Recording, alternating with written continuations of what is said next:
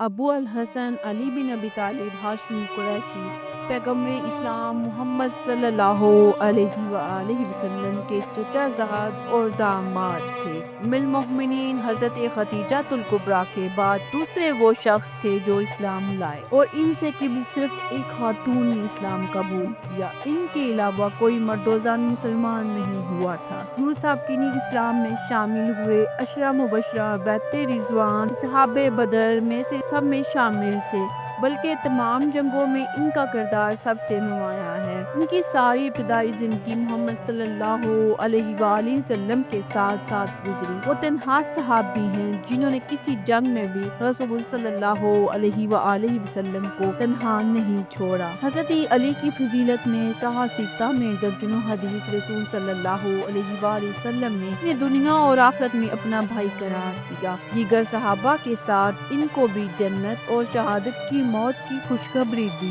مسلمان انہیں ابو الحسن، ابو تراب، حیدر اور اسد اللہ، شیر خدا، المرتضیٰ، امیر المؤمنین، باب مدینۃ العلم، اور عام طور پر عرب میں انہیں سیدنا علی اور عرب و عجم میں امام علی، ہند و پاک میں علی کے نام سے بھی یاد کرتے ہیں۔ اور حضرت علی کا پورا نام علی ابو الحسن اور ابو تراب کنیت حیدر شیر لقب، والد کا نام ابو طالب اور والدہ کا نام فاطمہ تھا، اور حضور صلی اللہ علیہ وآلہ وسلم کے حقیقی چچا زاد بھائی تھے۔ خاندان ہاشم کو عرب اور قبیلہ قریش میں جو عظمت حاصل تھی وہ محتاج اظہار نہیں۔ خانہ کعبہ کی خدمت اور اس کا اہتمام بنو ہاشم کا مخصوص امتیاز تھا۔ اس شرف کے باعث ان کو تمام عرب میں مذہبی سعادت حاصل تھی۔ حضرت علی مرتضیٰ کے والد ابو طالب مکہ کے ذی اثر بزرگ تھے۔ حضور صلی اللہ علیہ وآلہ وسلم نے ان کی شفقت بھری آغوش میں پرورش پائی، اور بعثت کے بعد ان کے زیر حمایت مکہ کے کفرستان میں دعوت حق کا اعلان کیا تھا۔ ابو طالب ہر موقع پر رسول صلی اللہ علیہ وآلہ وسلم کی حفاظت کرتے رہے۔ سرکار کائنات صلی اللہ علیہ وآلہ وسلم کو کفار کے پنجے سے، ظلم و ستم سے محفوظ رکھا۔ مشرکین قریش نے رسول صلی اللہ علیہ وآلہ وسلم کی پشت پناہی اور حمایت کے باعث ابو طالب اور ان کے خاندان کو طرح طرح کی تکلیفیں پہنچائی۔ ایک گھاٹی میں ان کو بند کر دیا، کاروبار لین دین بند کر دیا، شادی بیاہ کے تعلقات ختم کر دیے، کھانا پینا تک بند کر دیا گیا، غرض ہر طرح سے پریشان کیا گیا حضور صلی اللہ علیہ وآلہ وسلم کے چچا کو۔ مگر اس نیک طبیعت بزرگ نے آخری لمحے تک اپنے عزیز بھتیجے کے سر سے اپنا ہاتھ نہ اٹھایا۔ حضور صلی اللہ علیہ وآلہ وسلم کی دلی آرزو تھی کہ ابو طالب کا دل نور ایمان سے منور ہو جائے، اس لیے ابو طالب کی وفات کے بعد نہایت اصرار کے ساتھ کلمہ توحید کی حضور صلی اللہ علیہ وآلہ وسلم نے دعوت دی۔ ابو طالب نے کہا، عزیز بھتیجے، اگر مجھے قریش کے طعنہ زنی کا خوف نہ ہوتا تو نہایت ہی خوشی سے تمہاری دعوت قبول کر لیتا۔ سیرت ابن ہشام میں حضرت عباس سے یہ روایت ہے کہ نزاع کی حالت میں کلمہ توحید ان کی زبان پر جاری تھا، مگر یہ روایت کمزور ہے۔ بہرحال ابو طالب نے گویا اعلانیہ اسلام قبول نہیں کیا، تاہم ان نے حضور صلی اللہ علیہ وآلہ وسلم کی جس طرح پرورش کی، کفار کے مقابلے میں جس طرح ان کا ساتھ دیا، اسلام کی تاریخ ہمیشہ ان کی شکر گزار۔ حضرت علی کی والدہ حضرت فاطمہ بنت اسد نے اس بچے سے بہت پیار کیا، شفقت اور محبت سے اس کی پرورش کی۔ مسند کی روایات کے مطابق وہ مسلمان ہی ہجرت کر کے مدینہ گئے۔ ان کا انتقال ہوا تو رسول صلی اللہ علیہ وآلہ وسلم نے کفن میں انہیں اپنی کنیز مبارک پہنائی، قبر میں لیٹ کر قبر کو متبرک کیا۔ لوگوں نے اس عنایت کی وجہ دریافت کی تو فرمایا، ابو طالب کے بعد سب سے زیادہ اس نیک سیرت خاتون کا میں احسان مند ہوں۔ حضرت علی بن ابی طالب آپ صلی اللہ علیہ وآلہ وسلم کی بعثت سے 10 برس پہلے پیدا ہوئے۔ حضرت علی ابھی صرف 10 سال کے تھے۔ حضرت علی آپ صلی اللہ علیہ وآلہ وسلم کے ساتھ رہتے تھے، اس لیے اسلام کے اساس سب سے پہلے نظر آئے۔ چنانچہ ایک روز حضور صلی اللہ علیہ وآلہ وسلم اور ام المومنین حضرت خدیجہ الکبریٰ کو مصروف عبادت دیکھا۔ اس نظارے نے حضرت علی پر اثر کیا۔ حضرت علی نے پوچھا، آپ دونوں کیا کر رہے تھے؟ حضور صلی اللہ علیہ وآلہ وسلم نے نبوت کے منصب گرامی کی خبر دی اور کفر اور شرک کی مذمت کرتے ہوئے توحید کی دعوت دی۔ حضرت علی کے کان ایسی باتوں سے آشنا نہ تھے اور عرض کیا، اپنے والد ابو طالب سے دریافت کروں گا اس کے بارے میں۔ حضور صلی اللہ علیہ وآلہ وسلم کو ابھی علانیہ طور پر منظور نہ تھا، اس لیے فرمایا، اگر تمہیں موقع ملے تو خود اس پر غور کرنا، لیکن اس بات کا کسی اور سے تذکرہ نہ کرنا۔ حضور صلی اللہ علیہ وآلہ وسلم کے ساتھ ساتھ رہتے ہوئے اس لیے زیادہ غور و فکر کی ضرورت پیش نہیں ہوئی اور دوسرے دن ہی بارگاہ نبوت میں حاضر ہو کر اسلام میں آئے۔ اس بارے میں اختلاف ہے کہ حضرت خدیجہ الکبریٰ کے بعد سب سے پہلے کون ایمان لایا۔ بعض روایات حضرت ابوبکر پہلے اسلام لائے اور بعض روایات میں ہے کہ حضرت علی پہلے اسلام لائے اور بعض کے خیال میں ہے کہ حضرت زید بن حارث ایمان لائے۔ بات یہ ہے کہ عورتوں میں سب سے پہلے ام المومنین حضرت خدیجہ الکبریٰ اور مردوں میں حضرت ابوبکر صدیق اور غلاموں میں حضرت زید بن حارث اور بچوں میں حضرت علی سب سے پہلے اسلام لائے۔ اسلام قبول کرنے کے بعد حضرت علی کی زندگی کے 13 سال مکہ میں بسر تھے، چنانچہ وہ رات دن حضور صلی اللہ علیہ وآلہ وسلم کے ساتھ رہتے تھے، اس لیے مجلسوں میں، تعلیم اور ارشاد کے مجمعوں میں، کفار اور مشرکین کے مباحثوں میں اور حقیقی محبوب کی عبادت کے موقعوں پر غرض ہر قسم کی صحبتوں میں یہ صلی اللہ علیہ وآلہ وسلم کے ساتھ شریک رہے۔ حضرت عمر بن خطاب کے اسلام قبول کرنے سے پہلے سرزمین مکہ میں مسلمانوں کے لیے اعلانیہ خدا کا نام لینا اور اس کی عبادت کرنا ناممکن تھا۔ حضور صلی اللہ علیہ وآلہ وسلم چھپ چھپ کر اپنے حقیقی خدا کی پرستش کرتے، حضرت علی بھی ان کے ساتھ شریک ہوتے۔ ایک دفعہ حضور صلی اللہ علیہ وآلہ وسلم اور حضرت علی کے مصروف عبادت کے اتفاق سے ان طرف حضرت ابو طالب کا گزر ہوا اور اپنے معصوم بھتیجے اور نیک بخت بیٹے کو مصروف عبادت دیکھ کر پوچھا، کیا کرتے ہو؟ حضور صلی اللہ علیہ وآلہ وسلم نے کلمہ حق کی دعوت دی تو کہنے لگے اور فرمایا، اس میں کوئی حرج نہیں۔ منصب نبوت عطا ہونے کے بعد حضور صلی اللہ علیہ وآلہ وسلم نے 3 برس تک اعلانیہ دعوت اسلام کی صدائیں بلند نہیں فرمائی، بلکہ پوشیدہ طریقے پر خاص خاص لوگوں کو اس کی دعوت دیتی رہی۔ چوتھے سال اعلان عام اور سب سے پہلے اپنے قریبی رشتہ داروں میں اس کی تبلیغ کا حکم ہوا، چنانچہ یہ آیات نازل ہوئی، اپنے قریبی عزیز و اقارب کو عذاب الہ سے ڈراؤ۔ سرکار کائنات حضرت صلی اللہ علیہ وآلہ وسلم نے اس حکم کوہ صفا پر چڑھ کر اپنے خاندان کے سامنے دعوت اسلام کی صدائیں بلند کی، لیکن مدت کا زنگ ایک دن سے صاف نہیں ہو سکتا تھا۔ ابو لہب نے کہا، تو نے ہمیں اس لیے جمع کیا تھا۔ اس کے بعد حضور صلی اللہ علیہ وآلہ وسلم نے پھر ایک مرتبہ اپنے خاندان میں تبلیغ اسلام کی کوشش فرمائی۔ حضور صلی اللہ علیہ وآلہ وسلم نے انتظام خدمت کی دعوت پر حضرت علی کو مامور کیا۔ حضرت علی کی عمر اس وقت مشکل سے 14 یا 15 سال تھی، لیکن انہوں نے اس کم عمری کے باوجود بھی نہایت ہی دعوت کا اچھا انتظام کیا۔ دسترخوان پر بکرے کے پائے دعوت میں پورا خاندان شریک تھا، جن کی تعداد 40 تھی۔ حضرت حمزہ، حضرت عباس، ابو لہب، ابو طالب بھی ان میں شامل تھے۔ لوگ کھانا کھانے سے فارغ ہو چکے تھے۔ حضور صلی اللہ علیہ وآلہ وسلم نے اٹھ کر فرمایا، بنی ابو المطلب، خدا کی قسم میں تمہارے سامنے دنیا اور آخرت کی بہترین نعمت پیش کرتا ہوں، اور بولے، تم میں سے کون اس شرط پر میرا ساتھ دیتا ہے اور میرا مددگار ہوگا؟ اس کے جواب میں سب چپ رہے، صرف شیر خدا علی مرتضیٰ کی آواز بلند ہوئی اور کہا، میں سب سے چھوٹا ہوں، مجھے آنکھوں کا مرض ہے، میری ٹانگیں پتلی ہیں، تاہم میں آپ صلی اللہ علیہ وآلہ وسلم کا دستے بازو بنوں گا۔ حضور صلی اللہ علیہ وآلہ وسلم نے فرمایا، اچھا تم بیٹھ جاؤ۔ پھر لوگوں سے خطاب فرمایا، لیکن کسی نے جواب نہ دیا، سب خاموش رہے۔ حضرت علی پھر سے اٹھے۔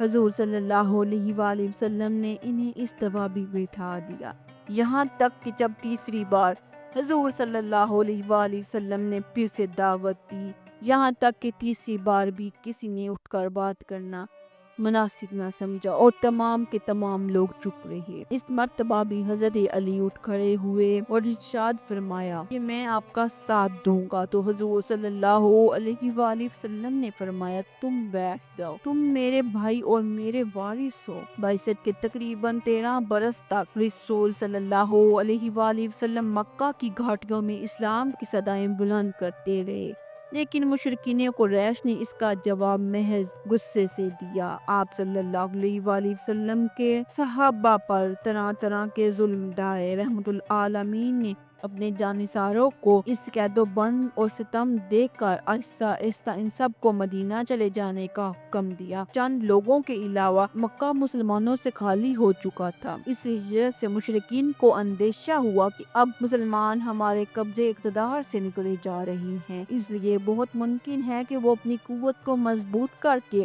ہم سے انتقام لیں گے ہمارے ظلم و ستم کا۔ اس خطرے نے ان کو رسول صلی اللہ علیہ وآلہ وسلم کی جان کا دشمن بنا دیا۔ چنانچہ ایک روز سب لوگ جمع ہو کر حضور صلی اللہ علیہ وآلہ وسلم کے گھر کے باہر حضور صلی اللہ علیہ وآلہ وسلم کو قتل کرنے کے ارادے سے آئے۔ نعوذ باللہ، وہ رات کے وقت کاشیانہ نبوت کی طرف چلے۔ مکہ چھوڑنے سے پہلے حضرت صلی اللہ علیہ وآلہ وسلم کو اس دنیا سے رخصت کرنا چاہتے تھے، اس لیے وحی الہی نے حضرت صلی اللہ علیہ وآلہ وسلم کو مشرکین کے ارادوں کی اطلاع دی اور ہجرت مدینہ کا حکم ہوا۔ حضور صلی اللہ علیہ وآلہ وسلم نے اس خیال سے کہ مشرکین کو شک نہ ہو، حضرت علی مرتضیٰ کو اپنے بستر پر لٹا دیا۔ خود حضور صلی اللہ علیہ وآلہ وسلم حضرت ابوبکر کے ساتھ مدینہ منورہ کی طرف روانہ ہو گئے۔ رسول صلی اللہ علیہ وآلہ وسلم نے مہاجرین میں بھائی چارہ کروایا تو حضرت علی کو اپنا بھائی بنایا۔ مدینہ کا اسلام مکہ کی طرح بے بس اور مجبور نہ تھا، آزادی کی سرزمین میں تھا، جہاں ہر شخص اعلانیہ خدا کی پرستش کر سکتا تھا اور اللہ تعالیٰ کے حکم پر نہایت اطمینان کے ساتھ عمل کر سکتا تھا۔ مسلمانوں کی تعداد روز بروز بڑھتی جا رہی تھی، یہاں تک کہ ہجرت کے 6 یا 7ویں مہینے حضور صلی اللہ علیہ وآلہ وسلم کو ایک مسجد تعمیر کرنے کا خیال پیدا ہوا۔ حضور صلی اللہ علیہ وآلہ وسلم نے اس کی بنیاد رکھی اور اپنے ساتھیوں کے ساتھ خود اس کی تعمیر میں حصہ لیا۔ تمام صحابہ جوش کے ساتھ اس کام میں شامل ہوئے۔ حضرت علی اینٹ اور گارا لا لا کر دیتے تھے، مسجد تعمیر ہوتی گئی اور حضرت علی اس مسجد کی تعمیر میں حضور صلی اللہ علیہ وآلہ وسلم کا ساتھ دیا۔ اور جو مسجد تعمیر کرتا ہے، کھڑے ہو کر بیٹھ کر اس مشقت کو برداشت کرتا ہے، جو گرد و غبار کے باعث اس کام سے جی چراتے ہیں، وہ برابر نہیں ہو سکتے۔ سلسلہ غزوات میں سب سے پہلا معرکہ غزوہ بدر ہے۔ اس غزوے میں حضور صلی اللہ علیہ وآلہ وسلم اپنے 313 جانثاروں کے ساتھ مدینہ منورہ سے روانہ ہوئے۔ آگے آگے 2 سیاہ رنگ کے علم تھے، ان میں سے ایک حیدر کرار کے ہاتھ میں تھا۔ حضور صلی اللہ علیہ وآلہ وسلم نے حضرت علی کو چند جانثاروں کے ساتھ دشمن کی نقل و حرکت کا پتہ چلانے کے لیے بھیجا۔ انہوں نے نہایت ہی خوبی کے ساتھ یہ خدمات سر انجام دی۔ مجاہدین نے مشرکین سے پہلے پہنچ کر اہم جگہوں پر قبضہ کر لیا۔ رمضان جمعہ کے دن جنگ کی ابتدا ہوئی۔ قائدی قانون کے مطابق پہلے تنہا حملہ ہوا۔ سب سے پہلے قریش کی صفہ بندی سے 3 نامور بہادر نکل کر سامنے آئے۔ 3 انصاریوں نے ان کی دعوت کو لبیک کہا اور آگے بڑھے۔ قریش کے بہادروں نے ان کا نسب پوچھا۔ جب یہ معلوم ہوا کہ 2 یثرب کے نوجوان ہیں تو ان کے ساتھ لڑنے سے انکار کر دیا۔ حضور صلی اللہ علیہ وآلہ وسلم کو پکار کر کہا، اے محمد صلی اللہ علیہ وآلہ وسلم، ہمارے مقابلے میں ہمارے ہم بلہ آدمی کو بھیجو۔ اس وقت حضور صلی اللہ علیہ وآلہ وسلم نے اپنے خاندان کے 3 عزیزوں کے نام لیے، حمزہ، علی اور عبید۔ تینوں اپنے حریفوں کے لیے میدان میں آئے۔ حضرت علی نے اپنے حریف ولید کو ایک ہی وار میں ختم کر دیا۔ اس کے بعد عبیدہ کی مدد کی اور ان کے حریف شیبہ کو بھی قتل کر دیا۔ مشرکین نے طیش میں آ کر عام حملہ کر دیا۔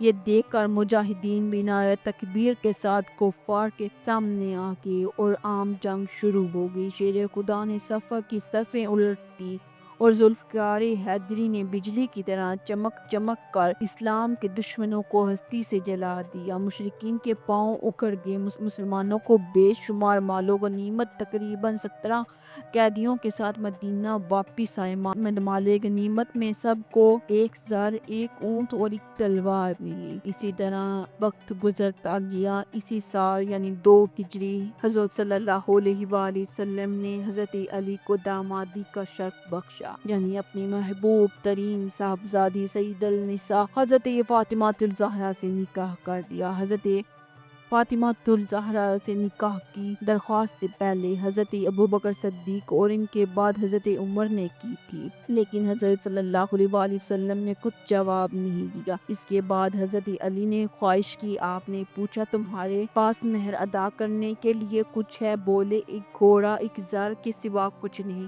آپ صلی اللہ علیہ وآلہ وسلم نے فرمایا گھوڑا تو لڑائی کے لیے ہے، البتہ زر کو فروخت کر دو۔ حضرت علی بن ابی طالب نے اس کو حضرت عثمان بن عفان کے ہاتھ 480 درہم میں بیچ دیا اور قیمت لا کر رسول صلی اللہ علیہ وآلہ وسلم کے سامنے پیش کی۔ آپ صلی اللہ علیہ وآلہ وسلم نے حضرت بلال کو حکم دیا کہ بازار سے عطر اور خوشبو خرید لائیں اور خود نکاح پڑھایا۔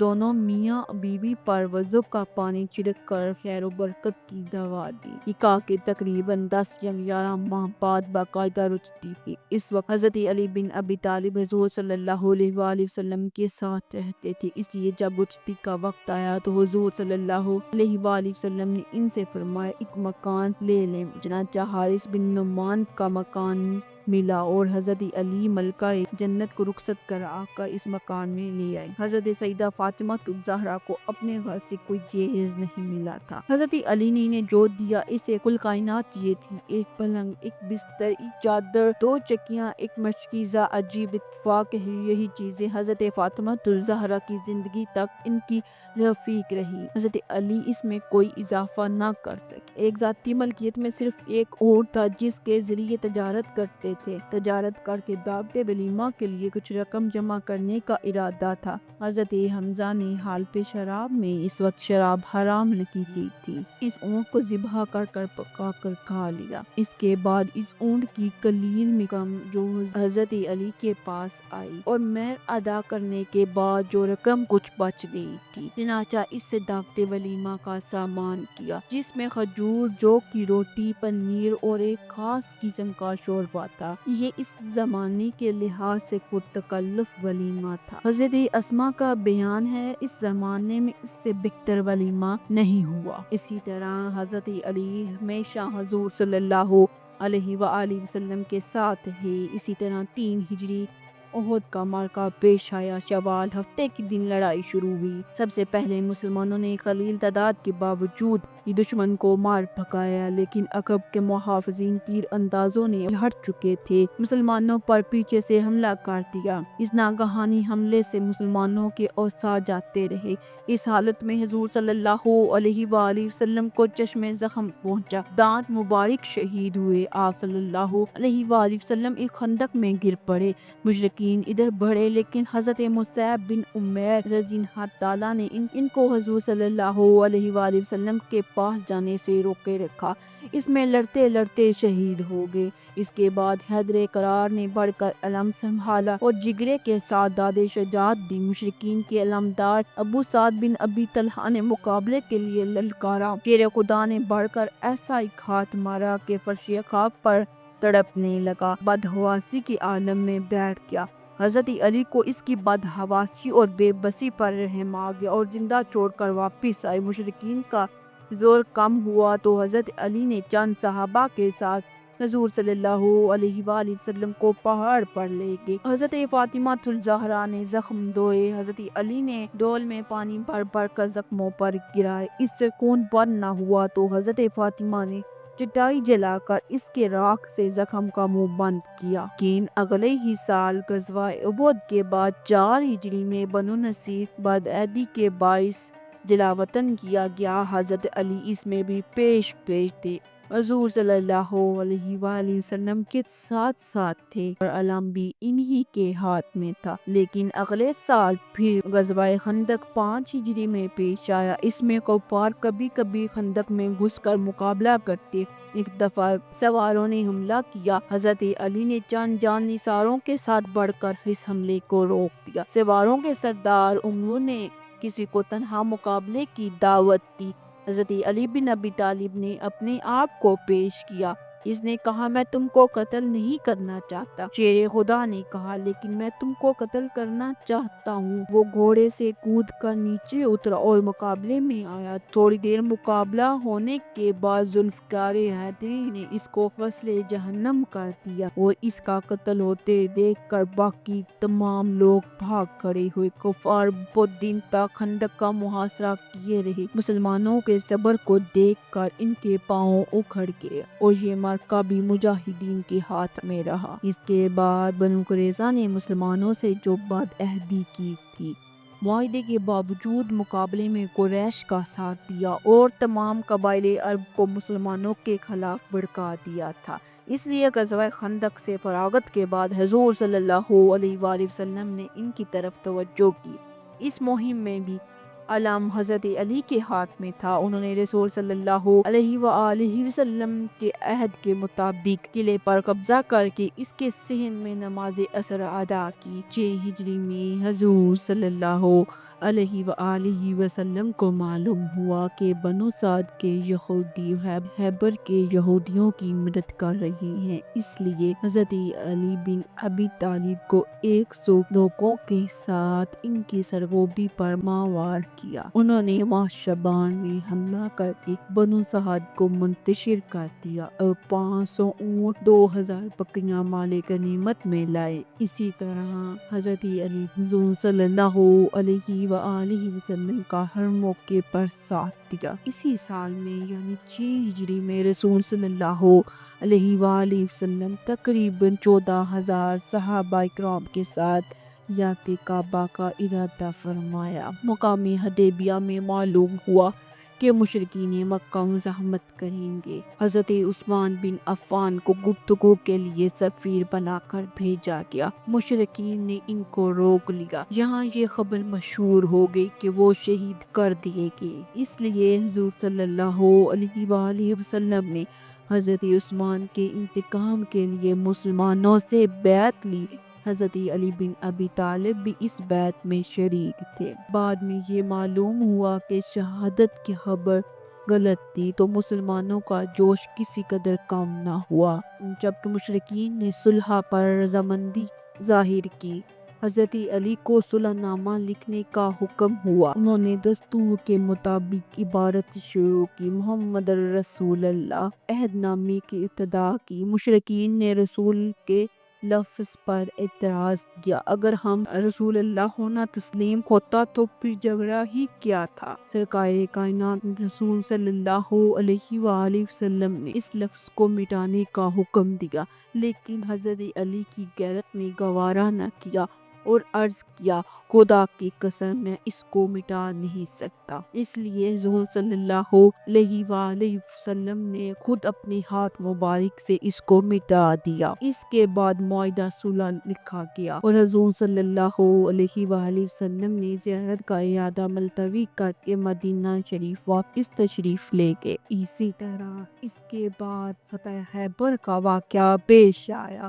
7 ہجری میں خیبر پر فوج کشی ہوئی، جہاں پر یہود کے بڑے بڑے مضبوط قلعے تھے جن کا فتح کرنا آسان نہ تھا۔ پہلے حضرت ابوبکر صدیق اور ان کے بعد حضرت عمر اس کام پر ماور کیے گئے، لیکن کامیابی حاصل نہ ہوئی۔ حضور صلی اللہ علیہ وآلہ وسلم نے فرمایا کل میں ایک ایسے بہادر کو علم دوں گا خدا اور اس کے رسول کا محبوب ہوگا۔ خیبر کی فتح اس کے ہاتھ سے مقدم ہے۔ صبح ہوئی ہر شخص اپنا نام سننا چاہتا تھا کہ اس کام کا تاج کے سر پر ہو، لیکن یہ دولت حیدر قرار کے مقدر ہو چکی تھی۔ صبح کو بڑے بڑے جانثار اپنا نام سننے کے منتظر تھے، لیکن حضور صلی اللہ علیہ وآلہ وسلم نے علی بن ابی طالب کا نام لیا۔ یہ آواز غیر متوقع تھی کیونکہ حضرت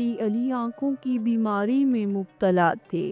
حضور صلی اللہ علیہ وآلہ وسلم نے ان کو بلا کر ان کی آنکھوں میں اپنا لعاب دہن لگایا جس سے یہ فوراً ٹھیک ہو گئے۔ اس کے بعد علم حضرت علی نے پکڑا۔ حضرت علی بن ابی طالب نے پوچھا، یا رسول اللہ صلی اللہ علیہ وآلہ وسلم، کیا میں لڑ کر ان کو مسلمان بنا لوں؟ حضور صلی اللہ علیہ وآلہ وسلم نے فرمایا، نہیں، بلکہ پہلے اسلام پیش کرو، ان کو اسلام کے فرائض سے آگاہ کرو۔ اگر تمہاری کوشش سے ان میں ایک شخص بھی مسلمان ہو گیا تو تمہارے لیے بڑی نعمت ہے۔ لیکن یہودیوں کی قسمت میں اسلام کی عزت کے بجائے شکست، ذلت اور رسوائی لکھی تھی، اس لیے انہوں نے حضور صلی اللہ علیہ وآلہ وسلم کے اس حکم سے کوئی فائدہ نہ اٹھایا۔ ان کا سردار مہر بڑے جوش و خروش سے باہر نکلتا ہوا آیا اور کہا، تم مجھے جانتے ہو، میں مرب ہوں، بہادر ہوں، تجربے کار ہوں، جب لڑائی کی آگ بھڑکتی ہے تو میں آتا ہوں۔ اس پر حضرت علی نے کہا، میں وہ ہوں جس کا نام میری ماں نے حیدر رکھا، میں جھاڑی کے شیر کی طرح جھپٹ کر ایک ہی وار میں کام تمام کر دیتا ہوں۔ اس کے بعد حیدر کرار نے بڑھ کر حملہ کیا، حیرت انگیز شجاعت کے ساتھ اس کو ختم کر دیا۔ پھر اسی طرح وقت گزرنے کے ساتھ رمضان 8 ہجری مکہ پر فوج کشی کی تیاریاں شروع ہوئی۔ ابھی مجاہدین روانہ نہ ہوئے تھے۔ یہاں کے تمام حالات کی اطلاع دینے کے لیے ایک عورت کو مکہ روانہ کیا ہے۔ حضور صلی اللہ علیہ وآلہ وسلم نے حضرت علی، زبیر اور مقدم کو اس عورت کو پکڑنے پر مامور کیا اور ان کو بھیجا کہ اس عورت کو پکڑے۔ یہ تینوں تیز گھوڑوں پر سوار ہو کر اس کے تعاقب میں روانہ ہوئے اور اس عورت کو ایک باغ میں پکڑ لیا اور خط مانگا۔ پہلے اس عورت نے لا علمی کا اظہار کیا، لیکن جب ان لوگوں نے کہا کہ ہم تمہاری پت تلاشی لیں گے تو اس عورت نے اس خط کو حوالے کر دیا حضرت علی کے۔ یہ لوگ خط لے کر حضور صلی اللہ علیہ وآلہ وسلم کی خدمت میں حاضر ہوئے۔ یہ خط پڑھا گیا تو معلوم ہوا حضرت حاتب نے مشرکین مکہ کے نام یہ خط بھیجا تھا۔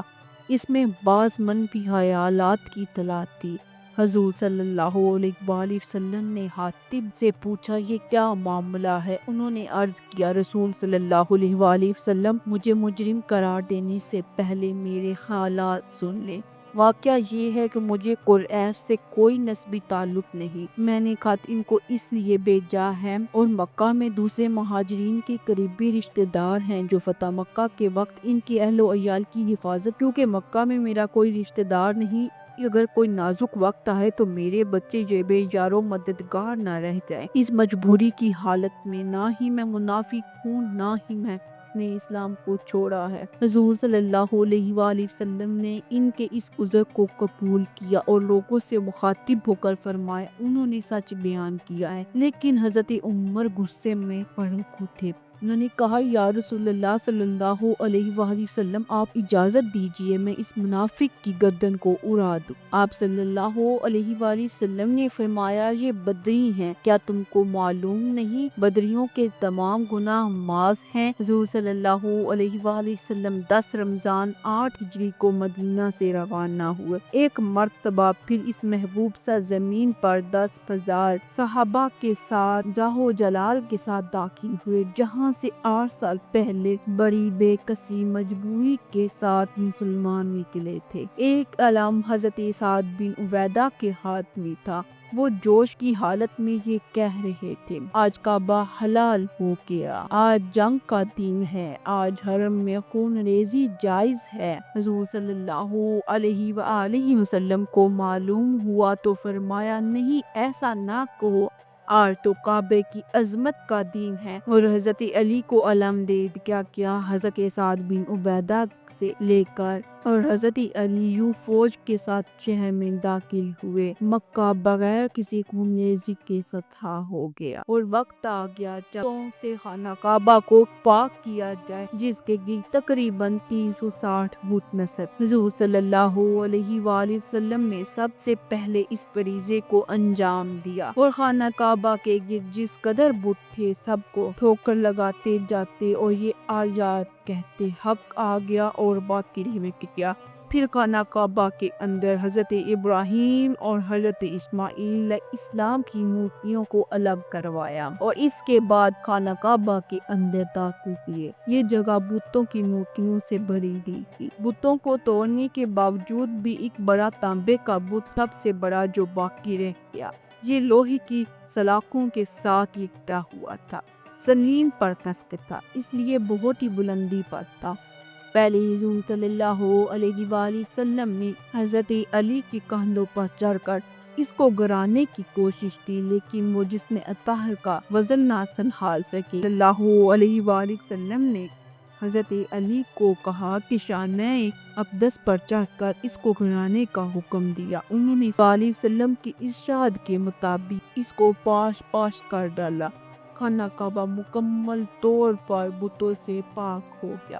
فتح مکہ کے بعد حضور صلی اللہ علیہ وآلہ وسلم نے حضرت خالد بن ولید رضی اللہ تعالیٰ کو بنو خزیمہ میں تبلیغ اسلام کے لیے روانہ فرمایا۔ ہر طرف اسلام کی چہل پہل تھی۔ خالد بن ولید نے جا کر توحید کی دعوت دی۔ بنو خزیمہ نے اسے قبول کیا، لیکن اپنی جہالت کی بدولت کے باعث اس یہ کہنا تھا کہ ہم نے اسلام قبول کیا، لیکن انہوں نے یہ کہہ دیا کہ ہم بے دین ہو گئے۔ حضرت خالد بن ولید نے ان کی یہ بات سن کر سب کو قید کر لیا اور قتل کر ڈالا۔ حضور صلی اللہ علیہ وآلہ وسلم نے جب یہ سنا تو نہایت متاثر ہوئے۔ حضرت علی کو اس غلطی کی تلافی کے لیے روانہ فرمایا۔ انہوں نے پہنچ کر تمام قیدیوں کو آزاد کر دیا، مقتولین کے مغازے کا خون بہا تھا۔ اسی طرح فتح مکہ کے بعد اسی سال غزوہ حنین کا عظیم الشان معرکہ پیش آیا۔ اس میں سب سے پہلے مسلمانوں کو فتح ہوئی، لیکن جب وہ مال غنیمت لوٹنے میں مصروف ہوئے تو دشمنوں نے ان پر اچانک پھر سے حملہ کر دیا۔ مجاہدین اس ناگہانی مصیبت سے ایسے پریشان ہوئے کہ 12,000 میں سے صرف جان ثابت قدم رہ سکے۔ ان میں سے حضرت علی بھی ایک تھے۔ آپ صبر کے ساتھ لڑتے رہے، بلکہ اپنی غیر معمولی شجاعت سے لڑائی کو سنبھال لیا اور امیر عساکر پر حملہ کر کے اس کا کام تمام کر دیا۔ اور دوسری طرف جو مجاہدین ثابت قدم رہے وہ اس جگرے کے ساتھ لڑے کہ مسلمانوں کے جو پریشانی اور افراتفری کے باوجود دشمنوں کو شکست ہوئی۔ 9 ہجری میں جب حضور صلی اللہ علیہ وآلہ وسلم نے غزوہ تبوک کا ارادہ کیا تو حضرت علی کو اہل بیت کی حفاظت کے لیے مدینہ میں رہنے کا حکم دیا۔ شیر خدا کو شرکت جہاد سے محرومی کا غم تھا۔ منافقین کی طعنہ زنی نے اور بھی رنجیدہ کر دیا۔ رسول صلی اللہ علیہ وآلہ وسلم کو اس حال کا علم ہوا تو ان کا غم دور کرنے کے لیے فرمایا، کیا تم اسے پسند نہیں کرو گے کہ میرے نزدیک تمہارا وہ رتبہ ہو جو ہارون کا موسیٰ علیہ السلام کے نزدیک تھا۔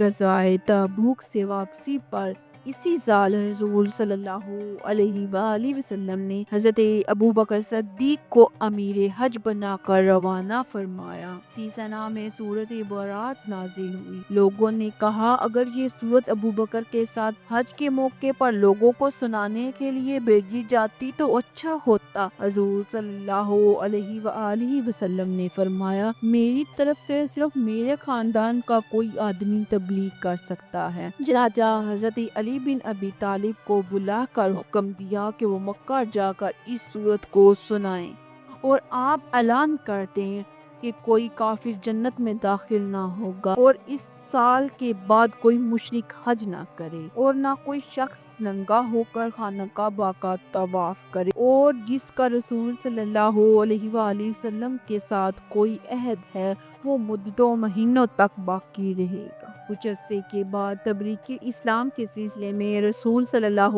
علیہ وآلہ وسلم نے جو مہمیں روانہ فرمائیں، ان میں یمن کی مہم پر حضرت خالد بن ولید کو روانہ فرمایا۔ ان میں یمن کی مہم پر حضرت خالد بن ولید ماوار تھے، لیکن 6 مہینے کی مسلسل جدوجہد کے باوجود اشاعت اسلام میں کامیاب نہ ہو سکے۔ اس لیے رمضان 10 ہجری میں حضور صلی اللہ علیہ وآلہ وسلم نے حضرت علی بن ابی طالب کو بلا کر یمن جانے کا حکم دیا۔ انہوں نے عرض کیا، یا رسول اللہ صلی اللہ علیہ وآلہ وسلم، میں ایسی قوم میں بھیجا جاتا ہوں جس میں مجھ سے زیادہ تجربے کار لوگ موجود ہیں۔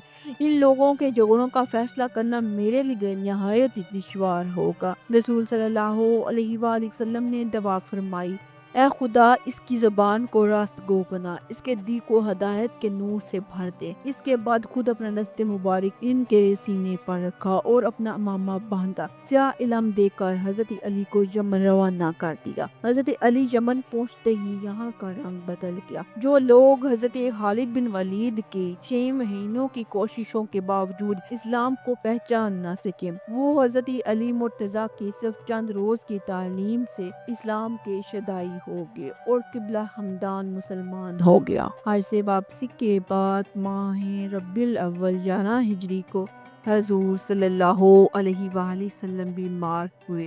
حضرت علی نے ان کے ساتھ ان کی تیمارداری کی اور خدمت گزاری کا فریضہ سر انجام دیا۔ ایک روز باہر آئے لوگوں نے پوچھا، اب رسول صلی اللہ علیہ وآلہ وسلم کا مزاج کیسا ہے؟ حضرت علی نے اطمینان ظاہر کیا۔ حضرت عباس نے ان کا ہاتھ پکڑ کر کہا، خدا کی قسم، میں موت کے وقت خاندان ابو طالب کے چہرے کو پہچانتا ہوں۔ آؤ چلیں رسول صلی اللہ علیہ وآلہ وسلم سے عرض کرتے ہیں کہ ہمارے لیے خلافت کی وصیت کر جائیں۔ حضرت علی نے کہا، میں ایسا عرض نہیں کروں گا کچھ بھی۔ 10 روز کی مختصر بیماری کے بعد 12 ربیع الاول دن دوپہر کے وقت رسول صلی اللہ علیہ وآلہ وسلم اس دنیا سے رخصت ہوئے۔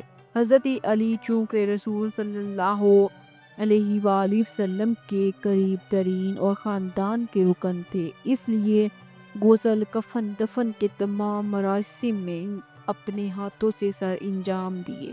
انصار اور مہاجرین دروازے کے باہر کھڑے تھے۔ ایک روایت میں ایک انصاری کو بھی ان میں شرکت کا شرف حاصل ہوا۔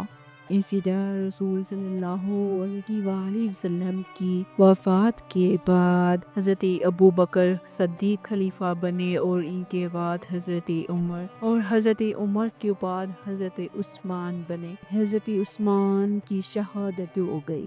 حضرت عثمان 18 ذی الحجہ 35 ہجری کو باغیوں کی گروہ کے ہاتھوں دارالخلافہ مدینہ میں شہید ہوئے۔ آپ کی مظلومانہ شہادت تاریخ کی اسلام کا ایک المیہ اور سیاہ باب ہے۔ یہ حج کا موقع تھا۔ باغیوں کو یہ خطرہ محسوس ہوا کہ چند دن کے بعد مدینہ کے مسلمان حج کی ادائیگی کے بعد جب مدینہ واپس آ جائیں گے تو پھر ہمارا منصوبہ ناکام ہو سکتا ہے، اس لیے مزید تاخیر نہیں کی جائے۔ حضرت عثمان نے بھی اب شہادت کی تیاری شروع کر دی۔ آپ نے زندگی بھر تہمت استعمال کیا، شلوار نہیں پہنتے تھے، شرم و حیا کی وجہ سے یہ سوچ کر ہنگامی صورتحال آخری وقت میں کہیں میں برہم نہ ہو جاؤں، شلوار منگوا کر پہن لی۔ روایت میں آپ نے یہ الفاظ استعمال کیے، آپ نے اس کو خوب کس کر باندھا تاکہ جان دیتے وقت سطر نہ کھل جائے۔ اس وقت آپ کے پاس 20 غلام تھے، ان سب کو آزاد کر دیا۔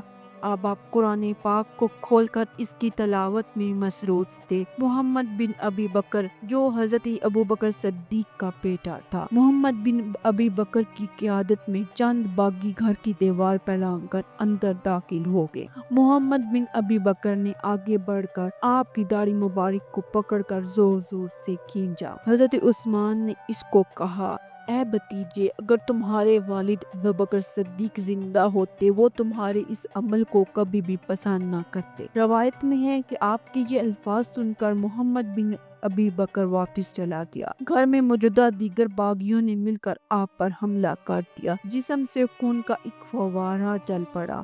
سامنے کھلے ہوئے قرآن کے اوراق پر حضرت عثمان کا خون لگ گیا اور قرآن حضرت عثمان کے خون سے رنگین ہو گیا۔ جب آپ پر حملہ کا آغاز ہوا، اس وقت یہ آپ آیات تلاوت کر رہے تھے۔ اللہ تعالیٰ ان قریب آپ کی کفالت کرے گا، وہ خوب سننے والا اور جاننے والا۔ اسی دوران آپ کی زوجہ محترمہ حضرت نائلہ آپ کو بچانے کے لیے آگے بڑھی تو ایک باغی کی تلوار سے ان کے ہاتھ کی 3 انگلیاں کٹ کر گر گئی۔ ان کے ساتھ ہی امیر المومنین حضرت عثمان جسد کاکی کو چھوڑ کر اپنے رب کے ہاں لوٹ گئی۔ اے اطمینان والی روح، تو اپنے رب کی طرف لوٹ چل، اس طرح کہ تو اس سے راضی ہو جائے، وہ تجھ سے راضی ہو جائے۔ بس میرے خاص بندوں میں داخل ہو جا اور میری جنت میں چلی جا۔ یہ دردناک واقعہ 18 ذی الحج 35 ہجری بروز جمعہ کو وقوع پذیر ہوا۔ باغی پورے مدینہ پر چھائے ہوئے تھے۔ 3 دن تک آپ کی لاش مبارک اسی طرح پڑی رہی۔ چوتھی رات اندھیرے میں چند نوجوانوں نے ہمت کی۔ شہادت کی موت کو غسل کی ضرورت نہ تھی، اس لیے انہی خون آلودہ کپڑوں میں 4 نوجوانوں نے آپ کا جنازہ اٹھایا۔ وہ عظیم حکمران جس کی سلطنت کی حدود کابل سے مراکش تک تھی، اس کی نماز جنازہ میں کل 17 افراد شریک تھے۔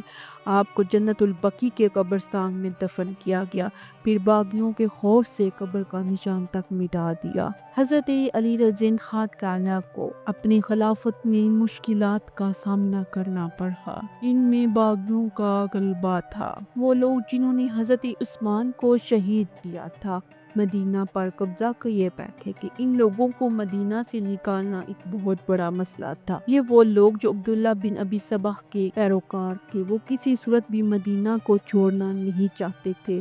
جب انہیں مدینہ چھوڑنے کے لیے کہا گیا تو انہوں نے صاف انکار کر دیا۔ حضرت علی نے بڑی حکمت اور تدبیر سے انہیں مدینے سے نکال دیا۔ حضرت علی کے لیے سب سے بڑا مسئلہ یہ تھا کہ حضرت عثمان غنی کا خون کا قصاص۔ حضرت عائشہ صدیقہ اور معاویہ نے قصاص کا مطالبہ کیا۔ آپ بھی اس خون کا قصاص لینا چاہتے تھے۔ وہ لوگ جنہوں نے گھر میں گھس کر حضرت عثمان کو شہید کیا تھا، ان کی شناخت کرنا بڑی مشکل تھا۔ جب آپ نے اس کی تحقیق کرنا چاہی تو تقریباً 4000 باغیوں نے مل کر کہا، ہم سب نے عثمان کو قتل کیا ہے، ہم سب سے قصاص لو، ہم سب کو قصاص عثمان میں قتل کر دو۔ حضرت علی کی جانب سے اس قسم کی کوئی کوتاہی نہیں کی گئی، لیکن دشواری یہ تھی کہ متعینہ طور پر کسی شخص کے خلاف شہادت موجود نہ تھی۔ حادثے شہادت کے وقت گھر میں حضرت عثمان کی بیوی نائلہ تھی۔ وہ ایک پردہ نشین خاتون تھی۔ گھر میں گھسنے والوں میں صرف محمد بن ابی بکر کو پہچانتی تھی، لیکن وہ حضرت عثمان کے ایک جملے کی وجہ سے آج اگر تمہارا باپ زندہ ہوتا تو تمہاری اس حرکت سے میں دکھ ہوتا سے متاثر ہو کر واپس لوٹ گیا اور قتل میں شریک نہ تھا۔ ان کے علاوہ حضرت عثمان کی بیوی نائلہ کسی کو نہ پہچانتی تھی۔ پھر قاتل جس گروہ سے تعلق رکھتے تھے، حضرت علی کا ان پر کوئی قابو نہ تھا، اس لیے حضرت علی مجبور ہو گئے۔ لیکن حضرت عثمان کی دردناک شہادت کا دل پر اتنا اثر تھا کہ عوام تو عوام آپ کے بہت سے صحابہ اکرام تک قصاص چاہتے تھے۔ حضرت علی کی مجبوریاں ان کو نظر نہیں آتی۔ حضرت طلحہ، حضرت زبیر اور چند صحابہ اکرام نے حضرت علی سے جا کر کہا، عثمان کے قتل میں جو جماعت شریک ہے ان سے قصاص لینا ضروری ہے۔ آپ نے فرمایا، تم لوگ جو کچھ کہہ رہے ہو اس سے میں غافل نہیں ہوں، لیکن ایسی جماعت کے ساتھ کیا کروں جس پر میرا کوئی قابو نہیں۔ حضرت طلحہ اور حضرت زبیر نے آپ کی بیعت تو کر لی تھی، لیکن قصاص عثمان کے مطالبے کی وجہ سے وہ دونوں مکہ چھوڑ کر چلے گئے۔ وہاں جا کر حضرت عائشہ صدیقہ سے مل کر آپ سے قصاص عثمان کا مطالبہ کیا۔ حضرت علی بنو امیہ کے گورنروں پر اعتماد نہیں کرتے تھے، اس لیے آپ نے خلافت کی ذمہ داریاں سنبھالتے ہی حضرت عثمان کے دور کے تمام گورنروں کو معزول کر کے ان کی جگہ نیا عملہ مقرر کیا۔ حضرت علی کو جو پہلی جنگ کا سامنا کرنا پڑا وہ جنگ جمل تھی۔ جمادی الثانی 36 ہجری میں حضرت علی اور حضرت عائشہ صدیقہ کی افواج کے درمیان ایک جنگ ہوئی جسے جنگ جمل کہا جاتا ہے۔ اس کی وجہ تسمیہ یہ ہے کہ اس جنگ میں ام المومنین حضرت عائشہ صدیقہ کے اونٹ پر سوار کی۔ اونٹ کو عربی زبان میں جمل کہتے ہیں، اس لیے تاریخ میں یہ جنگ اسی نام سے مشہور ہوئی۔ یہ جنگ کیوں ہوئی؟ حضرت عثمان غنی کی شہادت کے وقت حضرت عائشہ صدیقہ مکہ مکرمہ میں تھی۔ یہی آپ کو شہادت کی خبر ملی۔ حضرت طلحہ اور حضرت زبیر مدینہ سے مکہ چلے گئے۔ یہ سب یہ چاہتے تھے کہ حضرت عثمان کے خون کا قصاص لیا جائے۔ اسی بنیاد پر حضرت عائشہ صدیقہ نے مسلمانوں کو دعوت دی۔ یوں آپ کی قیادت میں ایک بہت بڑا لشکر تیار ہو گیا۔ اس موقع پر امی گورنر جن کو حضرت علی نے معزول کر دیا تھا، حضرت عائشہ صدیقہ کی مدد کے لیے پہنچ گئے۔ حضرت عائشہ صدیقہ کی زیر قیادت یہ فوج بصرہ کی جانب روانہ ہوئی۔ اسلام کی تاریخ میں یہ پہلا موقع تھا کہ مسلمانوں کی تلواریں اپنے ہی بھائیوں کے خلاف بے نیام ہوئی۔ حضرت عائشہ صدیقہ کی زیر قیادت یہ فوج بصرہ کی جانب روانہ ہوئی۔ اس موقع پر مخلص مسلمان انتہائی افسردہ تھے۔ جس دن یہ لشکر بصرہ کی طرف روانہ ہوا، اس دن مسلمان اسلام پر اتنا روئے کہ اس سے پہلے کبھی نہ روئے تھے۔ اس وجہ سے تاریخ میں اس کا پہلا نام گریاورزی کا دن مشہور ہو گیا۔ جب یہ لشکر بصرہ کے راستے پر ایک چشمے جس کا نام وائب تھا وہاں پہنچا تو حضرت عائشہ صدیقہ نے ایک طرف سے کتوں کے بھونکنے کی آواز سنی۔ آپ نے پوچھا یہ کون سا چشمہ ہے؟ آپ کو بتایا گیا اس چشمے کو حواب کہتے ہیں۔ آپ نے جب یہ نام سنا تو فرمایا لوگوں مجھے یہیں سے واپس بھیج دو۔ اس لیے رسول صلی اللہ علیہ وآلہ وسلم نے مجھے ایک موقع پر فرمایا تھا کہ اے عائشہ تم ان لوگوں میں سے نہ ہونا جن پر حوائب کے کتے بھونکے۔ یہ سن کر کچھ لوگوں نے قسم کھا کر شہادت دی کہ یہ چشمہ حوائبہ کا نہیں۔ یہ سن کر سب نے بصرہ کا سفر جاری کر دیا۔ ان دنوں حضرت عثمان بن حنیفہ حضرت علی کی طرف سے بصرہ کے گورنر تھے۔ مقابلہ کیا لیکن شکست کھائی۔ یوں بصرہ حضرت عائشہ صدیقہ کی فوج پر قابض ہو گئی۔ شہر پر قبضے کے بعد ایسے سینکڑوں لوگوں کو قتل کیا گیا جن کے بارے میں یہ شک تھا کہ وہ قتل عثمان میں شریک ہیں۔ حضرت علی ان دنوں معاویہ سے جنگ کرنے کے لیے تیاریاں کر رہے تھے۔ جب آپ کو یہ خبر ملی کہ حضرت عائشہ صدیقہ کی فوج نے بصرہ پر قبضہ کر لیا ہے تو آپ اپنی بصرہ کا رخ کیا۔ راستے میں سے بعض قبائل نے آپ کی فوج میں شامل ہونا چاہا لیکن آپ نے منع کر دیا، اس لیے آپ زیادہ مسلمانوں کو اس آزمائش میں نہیں ڈالنا چاہتے تھے۔ آپ نے کوفہ کے باہر ذی وقار کے مقام پر قیام کیا۔ حضرت علی کسی صورت بھی جنگ نہیں کرنا چاہتے تھے۔ ان کی کوششیں یہی تھی کہ صلح صفائی سے مسئلہ حل ہو جائے۔ اس لیے آپ نے کوفہ کے ایک رئیس کو حضرت عائشہ صدیقہ کے پاس صلح کی بات چیت کے لیے بھیجا۔ حضرت عائشہ صدیقہ حضرت طلحہ زبیر نے ان سے بات چیت کی۔ انہوں نے کہا کہ ہمارا مطالبہ یہی ہے کہ حضرت عثمان کے خون کا قصاص لیا جائے۔ اس رئیس نے انہیں مشورہ دیا اس وقت حالات کشیدہ ہیں، آپ کا مطالبہ وجہ ہے لیکن اس کے لیے ضروری ہے کہ حالات درست ہو جائیں۔ آپ حضرت علی کی بیعت کر لیں، جب آپ کی حکومت مضبوط ہو جائے تو خون عثمان کا قصاص لینا بھی آسان ہو جائے گا۔ اگر یہی حالات رہے تو قصاص بھی نہیں لیا جا سکے گا۔ سب نے اس بات پر اتفاق کیا کہ طے ہوا کہ حضرت علی سے بھی اس بارے میں بات چیت کی، اگر وہ آمادہ ہو گئے تو صلح کی طرف قدم بڑھایا جائے گا۔ حضرت علی اپنی فوج کے ساتھ بصرہ پہنچے۔ اس رئیس نے آپ کو اپنی کوششوں کے بارے میں آگاہ کیا۔ آپ یہ سن کر خوش ہوئے کہ اب صلح کی صورتحال پیدا ہو چکی ہے۔ بصرہ پہنچنے کے بعد حضرت علی حضرت طلحہ زبیر میں صلح کے لیے آخری بات چیت ہوئی۔ دونوں طرف سے خلوص تھا اس لیے یہ بات چیت کامیاب ہو گئی۔ دونوں لشکروں میں کچھ پسند لوگ تھے جو صلح کو پسند نہیں کرتے تھے۔ وہ نہیں چاہتے تھے کہ حضرت عائشہ صدیقہ اور حضرت علی کے درمیان صلح ہو۔ انہوں نے یہ منصوبہ بنایا کہ صبح ہونے سے پہلے رات کے اندھیرے میں دونوں اطراف سے دونوں فوجوں پر حملہ کر دیا جائے، یہ معلوم نہ ہو سکے کہ کس لشکر نے پہل کی ہے۔ رات کے اندھیرے میں دونوں اطراف سے شر پسندوں نے حملہ کر دیا۔ یوں حضرت عائشہ صدیقہ اور حضرت علی کی افواج کے مابین خونریز جنگ شروع ہوگی۔ دونوں اطراف سے مسلمانوں کی لاشیں گرنے لگی۔ جنگ جاری تھی۔ حضرت علی کی نظر حضرت زبیر پر پڑی۔ آپ نے فرمایا اے ابو عبداللہ کی کنیت، کیا تمہیں یاد نہیں کہ ایک دن رسول صلی اللہ علیہ وآلہ وسلم نے تم سے پوچھا تھا کیا تم نے علی کو اپنا دوست رکھتے ہو؟ تم نے جواب میں کہا تھا ہاں۔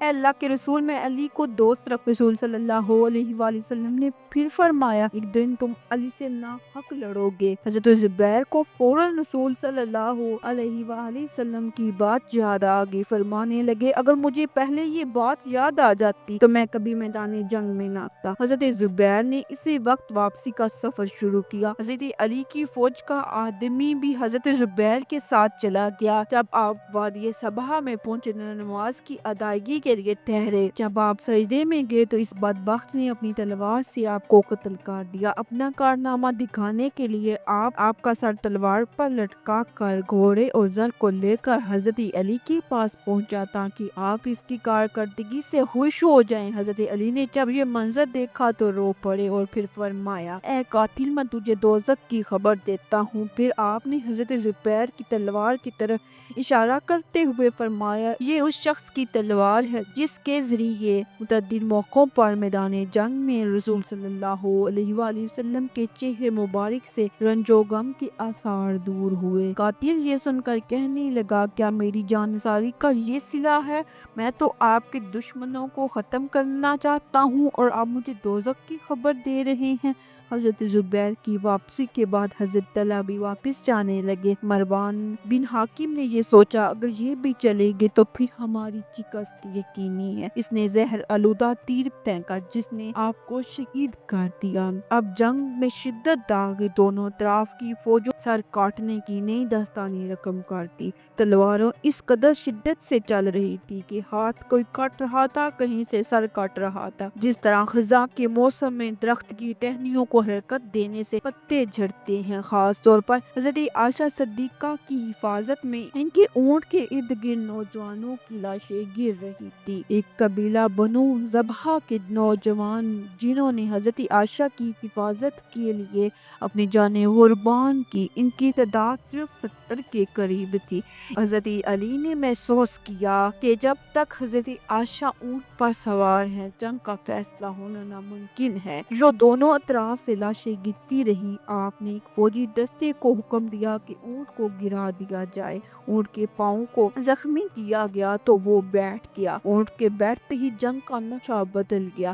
حضرت عائشہ کے لشکر کو شکست ہوئی، انہوں نے میدان جنگ سے راہ فرار اختیار کی۔ حضرت علی نے اپنے لشکر میں اعلان کروایا کہ کسی بھاگنے والے کا پیچھا نہ کیا جائے، کسی زخمی کو قتل نہ کیا جائے، کسی کو غلام نہ بنایا جائے، نہ کسی کے مال پر قبضہ کیا جائے۔ آپ کی اس بات پر آپ کے رفیقوں نے کہا اے امیر المومنین کیا ہے ہمارے لیے ان سے جنگ کرنا حلال ہے مگر انہیں غلام اور ان کے اموال پر قبضہ کرنا حلال نہیں۔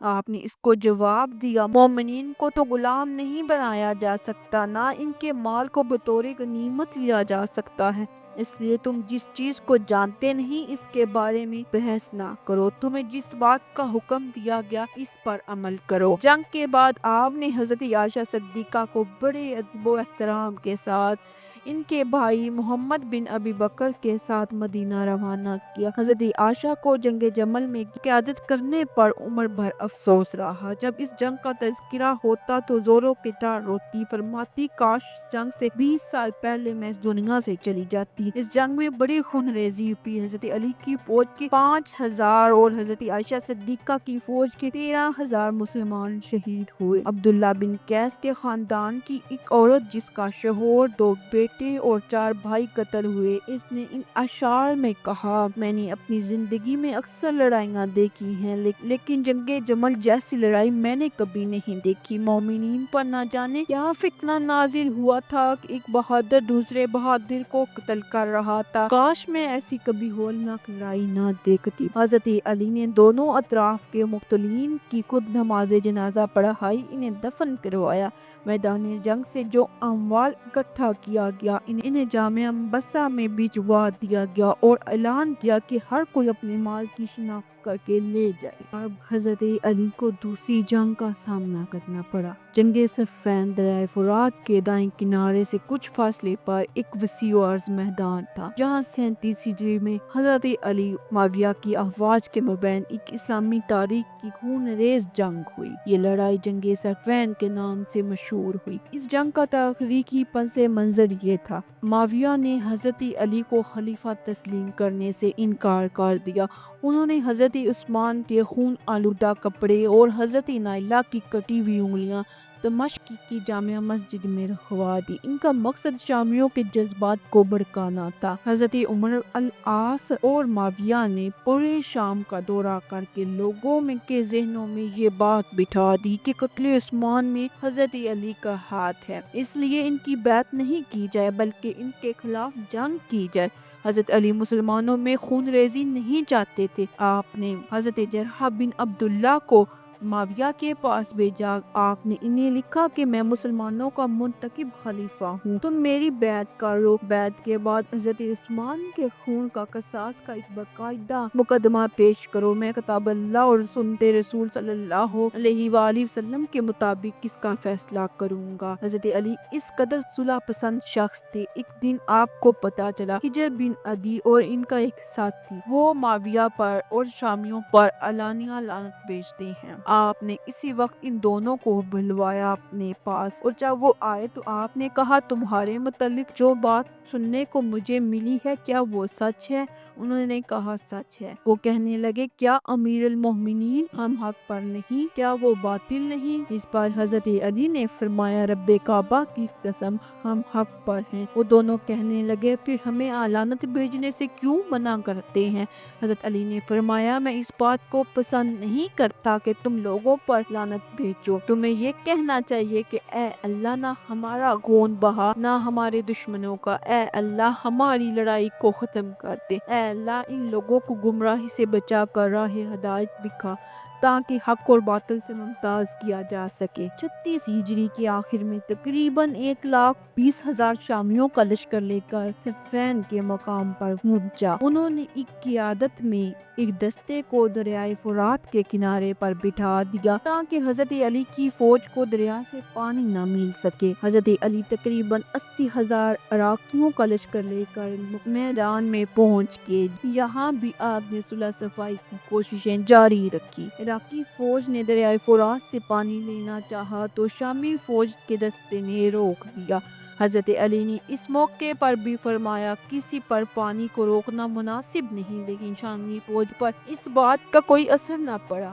آخر کار حضرت علی نے مجبوراً پانی لینے کے لیے ایک دستہ بھیجا جس نے شامی دستے کو دریائے فرات کے کنارے سے پیچھے دھکیل دیا۔ اب دریائے فرات پر حضرت علی کی فوج کا قبضہ تھا۔ حضرت علی نے حکم دیا کسی بھی مسلمان کو دریائے فرات کے پانی سے نہ روکا جائے۔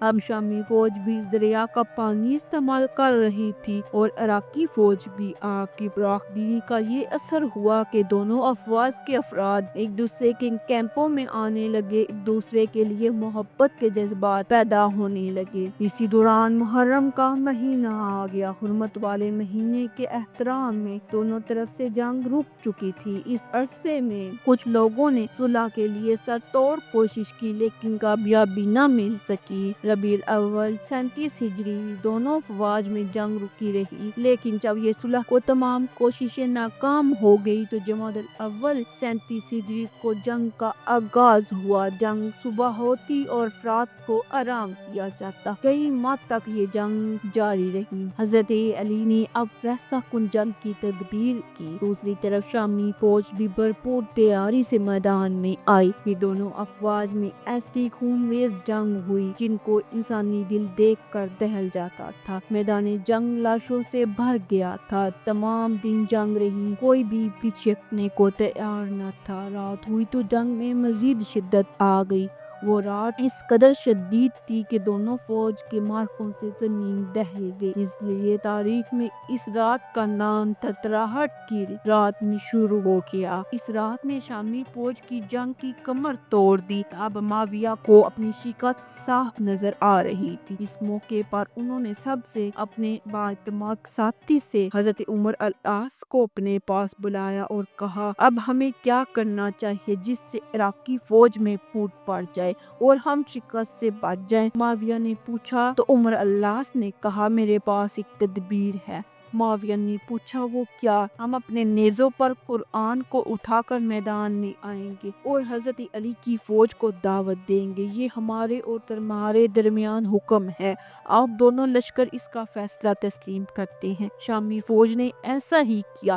اس موقع پر حضرت علی نے اپنی فوج کو کہا یہ محض ان کی چال ہے، صرف یہ شکست سے بچنے کے لیے ایسا کر رہے ہیں، ان کے فریب میں نہ آؤ اور فیصلہ کن جنگ جاری رکھو۔ لیکن عراقی فوج کا ایک حصہ اس فریب کا شکار ہو گیا، انہوں نے آپ کو مجبور کر دیا کہ شامی فوج جو کچھ کہہ رہی تھے اسے تسلیم کیا جائے۔ ان کی دلیل یہ تھی کہ اگر ہم نے قرآن کا حکم نہ مانا تو پھر ہم کافر ہو جائیں گے۔ اب جنگ رک چکی تھی، یہ طے ہوا کہ حضرت علی اور معاویہ کی طرف سے ایک ایک نمائندہ چنا جائے، یہ دونوں افراد جو فیصلہ دیں گے اسے تسلیم کیا جائے گا۔ حضرت علی کی طرف سے ابو موسیٰ اشعری مقرر ہوئے اور معاویہ کی طرف سے عمر بن العاص مقرر ہوئے۔ 110 دن یہ جنگ جاری رہنے والی اس خون ریزی جنگ نے مسلمانوں کی قوت اور شان و شوکت کا شراسہ بخیر کر دیا۔ معاویہ کی فوج کے 45,000 شامی افراد شہید ہوئے اور حضرت علی کی فوج کے تقریباً 25 عراقی افراد شہید ہوئے۔ 69,000 افراد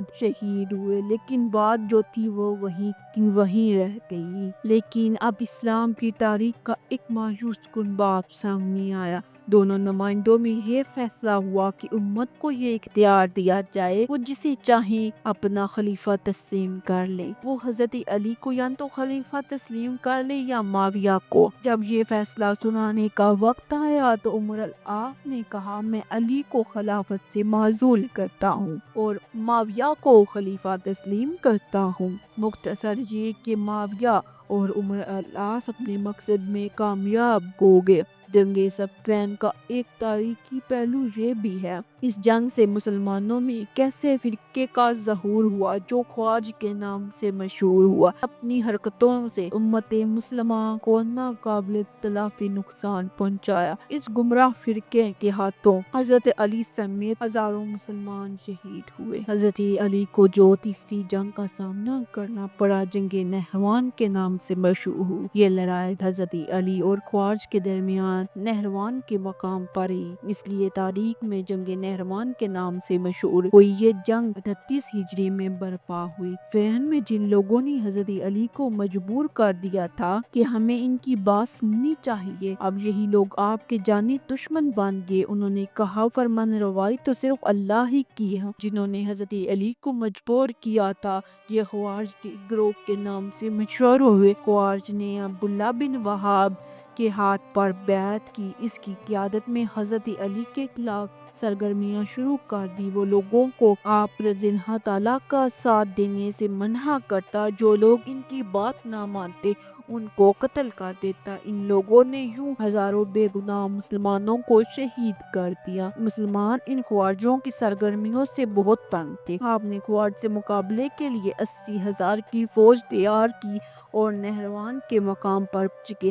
اب مسلمانوں کا خون بہانا نہیں چاہتے تھے، آپ چاہتے تھے کہ کوئی صلح کی صورت نکل آئے۔ آپ نے تقریر کرتے ہوئے فرمایا اے وہ گروہ جسے محض ضد نے پیدا کیا ہے، خواہش نفس نے اسے قبول حق سے روک دیا ہے۔ آپ کی اس تقریر کے جواب میں خوارج نے کہا جب ہم نے حکومتی تجویز قبول کی تھی اس وقت کافر ہو گئے تھے، اب ہم نے توبہ کر لی ہے، آپ بھی پہلے کفر کو تسلیم کریں اور پھر توبہ کریں تو ہم آپ کے ساتھ ہیں، ورنہ ہم دونوں کے درمیان تلوار فیصلہ کرے گی۔ آپ نے حضرت ابو ایوب انصاری کو امن کا جھنڈا دے کر خواج کے پاس بھیجا۔ آپ نے میدان میں اعلان کیا، جو شخص اس جھنڈے کے نیچے آ جائے یا وہ اپنے گھر چلا جائے، اسے امن دیا جائے گا۔ اس موقع پر ایک خارجی گروہ نے اپنے 500 ساتھیوں کے ساتھ واپس چلا گیا۔ کچھ خارجی حضرت علی کے لشکر میں آ گئے۔ اب خارجی سردار عبداللہ بن وہاب کے پاس تقریباً 4000 فوج رہ گئی۔ حضرت علی نے اپنی فوج کو تاکید کی تھی، جنگ کسی صورت میں پہل نہیں کرنی، اگر دشمن حملہ آور ہو تو اس وقت طاقت سے جواب دیا جائے۔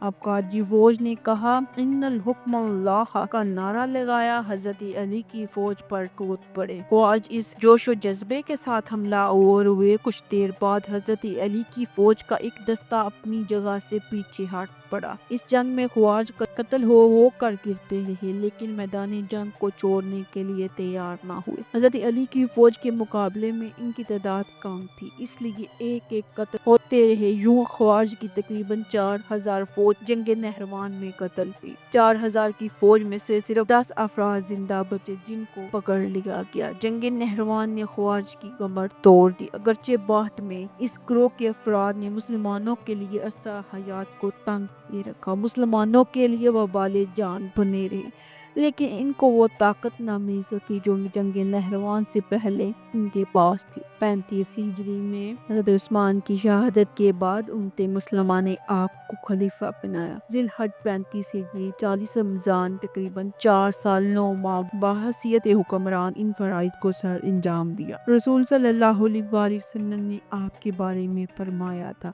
جس نے علی کو اذیت پہنچائی، اس نے مجھے اذیت پہنچائی۔ ایک حدیث میں فرمایا، اے اللہ، جو علی سے دوستی کرے تو اس سے دوستی فرما، جو اس سے دشمنی کرے تو بھی اس سے دشمنی فرما۔ حضرت علی اور معاویہ کے مابین ہونے والی جنگ صفین میں امت مسلمہ میں ایک خطرناک گروہ کا ظہور ہوا جو خواج کے نام سے مشہور ہوا۔ یہ گروہ حضرت علی کا شدید دشمن تھا۔ جنگ نہروان جو حضرت علی اور خواج کے درمیان ہوئی تھی، اس میں خواج کو عبرتناک شکست ہوئی۔ ان کی فوج کا ایک بڑا حصہ اس جنگ میں مارا گیا۔ اپنے مقتولین کا بدلہ لینے کے لیے انہوں نے حضرت علی کو قتل کرنے کا منصوبہ تیار کیا۔ ایک خارجی عبد الرحمن بن ملجا کو یہ ذمہ داری سونپی گئی۔ 17 رمضان المبارک نماز فجر کا وقت حملے کے لیے طے ہوا۔ حضرت علی دارالخلافہ کوفہ میں تھے۔ عبد الرحمن بن ملجا کوفہ کی طرف چلا۔ اس نے ایک قبیلے کے ہاں قیام کیا۔ اس قبیلے کا تعلق بھی خواج فرقے سے تھا۔ یہاں ایک خارجی عورت رباب کے حسن و جمال پر فدا ہو بیٹھا۔ اس نے رباب کی والدہ سے اس کی بیٹی کا رشتہ مانگا۔ اس عورت کا باپ، بھائی اور چچا جنگ نہروان میں حضرت علی کے ہاتھوں قتل ہوئے تھے، اس لیے وہ جوش انتقام میں جل رہی تھی۔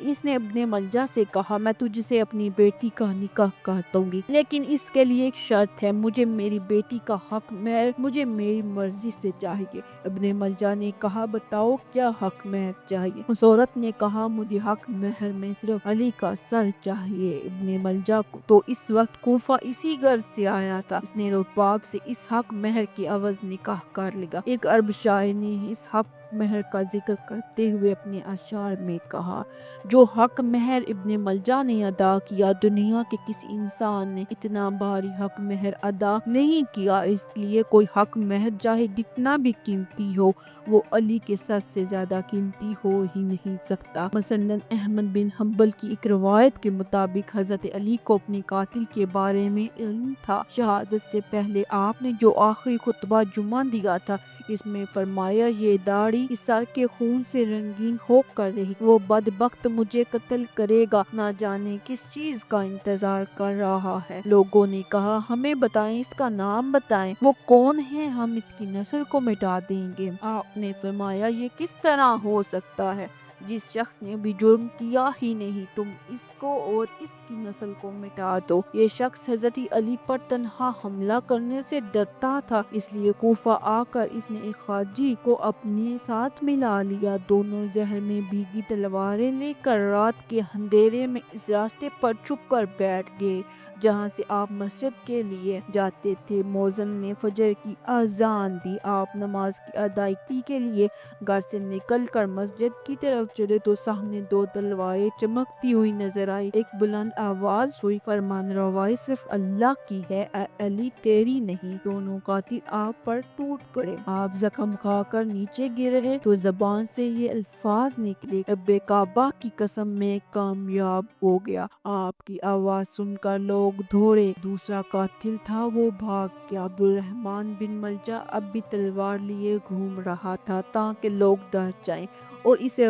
فرار ہونے کا موقع مل جائے۔ مغیرہ بن نوفل جو حضرت علی کے قریبی رشتہ دار تھے، بڑے باہمت شخص تھے، قاتل کی طرف دوڑے اور اس پر ایک بھاری کپڑا ڈال کر زمین پر گرا دیا۔ عبدالرحمن بن ملجم پکڑا گیا، حضرت علی کو گھر پہنچایا گیا۔ جب آپ کو کچھ ہوش آیا تو فرمایا، حملہ آور کو میرے سامنے پیش کرو۔ آپ نے اس سے پوچھا، تم نے یہ عمل؟ حضرت علی نے پھر فرمایا، اگر میں زندہ رہا تو اسے معاف کر دوں گا، اگر زندہ نہ رہا تو اسے بھی فوراً میرے پیچھے روانہ کر دینا تاکہ یہ فوراً اللہ کا انصاف اپنی آنکھوں سے دیکھ لے۔ اور پھر فرمایا، یہ قیدی ہے، اسے کھانا دو، اس کا خیال رکھنا۔ آپ نے اپنے صاحبزادوں کو وصیت کی۔ پھر فرمایا، اے ابی مطلب کی اولاد، ایسا نہ ہو کہ مسلمانوں میں خون ریزی شروع کر دو۔ تم یہ کہو کہ امیر المومنین قتل ہو گئے، خبردار میرے قاتل کے سوا کسی دوسرے کو قتل نہ کرنا، میرے قاتل کی لاش کو خراب نہ کرنا۔ لوگوں نے کہا، آپ اپنے بعد حسن کو خلیفہ نامزد کر دیں۔ آپ نے فرمایا، نہیں، میں مسلمانوں کو اسی حال میں چھوڑنا چاہتا ہوں جس حال میں رسول صلی اللہ علیہ وآلہ وسلم نے اپنی امت کو چھوڑا تھا۔ زہر آلودہ تلوار کے زخم بہت گہرے تھے، جن کی بچانے کے لیے بہت کوشش کی گئی، لیکن آپ کی حالت بگڑتی گئی۔